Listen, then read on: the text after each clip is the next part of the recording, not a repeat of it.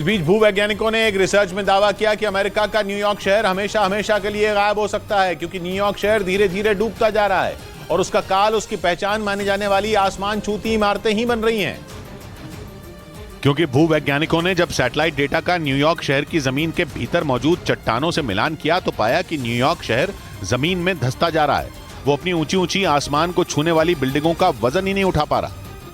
New York शहर में 10 लाख से ज्यादा इमारतें हैं और उन इमारतों का वजन करीब 77,000 करोड़ किलो है। इतने बोझ के तले न्यूयॉर्क शहर हर साल करीब 1 से 2 मिलीमीटर डूब रहा है। न्यूयॉर्क समंदर के किनारे बसा है और दुनिया भर में समुद्र के तट पर बसे शहरों के जल समाधि लेने का खतरा मंडरा रहा है, क्योंकि ग्लोबल वार्मिंग की वजह से समंदर का स्तर तेजी से बढ़ता जा रहा है। लेकिन इस रिसर्च से पता चला कि न्यूयॉर्क शहर के सामने दोहरा संकट है, क्योंकि उसकी इमारतें भी उसके लिए मुसीबत बन गई हैं। इधर 3 दिन तक लगातार गिरावट के बाद शेयर बाजार में तेजी लौटी, जिससे निवेशकों को एक ही दिन में 79,000 करोड़ का फायदा हुआ। कई शेयरों में तेजी के बाद शेयर बाजार हरे निशान पर बंद हुआ और इसकी सबसे बड़ी वजह आईटी, ऑटो, बैंकिंग और टेक शेयरों में भारी तेजी रही, जिससे एक ही दिन में निवेशकों को 79,000 करोड़ की कमाई हुई।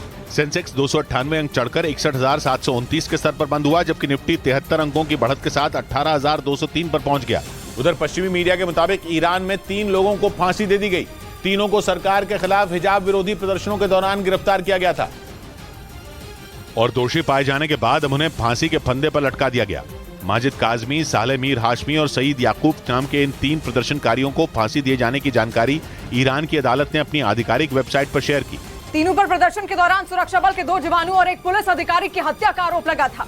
हालांकि ईरान के मानवाधिकार संगठनों ने तीनों की सजा का विरोध भी किया था।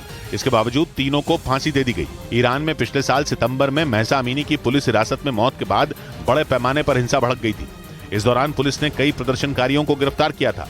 इस बीच दक्षिण प्रशांत महासागर में भूकंप के जोरदार झटके आने की वजह से सुनामी का अलर्ट जारी कर दिया गया। अमेरिका के मीडिया के मुताबिक इसकी तीव्रता रिक्टर स्केल पर 7.7 मापी गई, जिसके बाद दक्षिण प्रशांत महासागर में मौजूद देश Fiji, Solomon islands, new Caledonia और किरिबाती में सुनामी का अलर्ट जारी कर दिया गया और उन देशों की सरकारों ने लोगों को घरों से दूर जाने के निर्देश दिए, क्योंकि ये कोई मामूली भूकंप का झटका नहीं था, बल्कि तुर्की में आए विनाशकारी भूकंप जैसा ही था। समंदर में आए इस भूकंप की तीव्रता रिक्टर स्केल पर 7.7 मापी गई। अलग अलग जगहों पर भूकंप की तीव्रता मापने वाली संस्था USGS ने अपने सर्वे में बताया कि ये भूकंप जमीन की सतह से करीब 10 किलोमीटर की गहराई में आया था।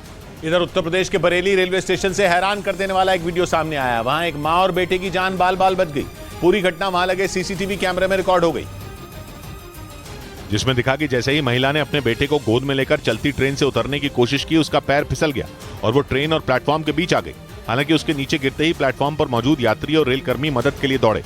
उन्होंने तुरंत महिला और बच्चे को चलती ट्रेन से दूर खींच लिया। ऐसे में अगर 1 सेकंड की भी देरी हुई होती तो महिला की जान जा सकती थी। बताया गया कि गलती से महिला गलत ट्रेन पर चढ़ गई थी और हड़बड़ाहट में ट्रेन से नीचे उतरने के दौरान यह हादसा हो गया।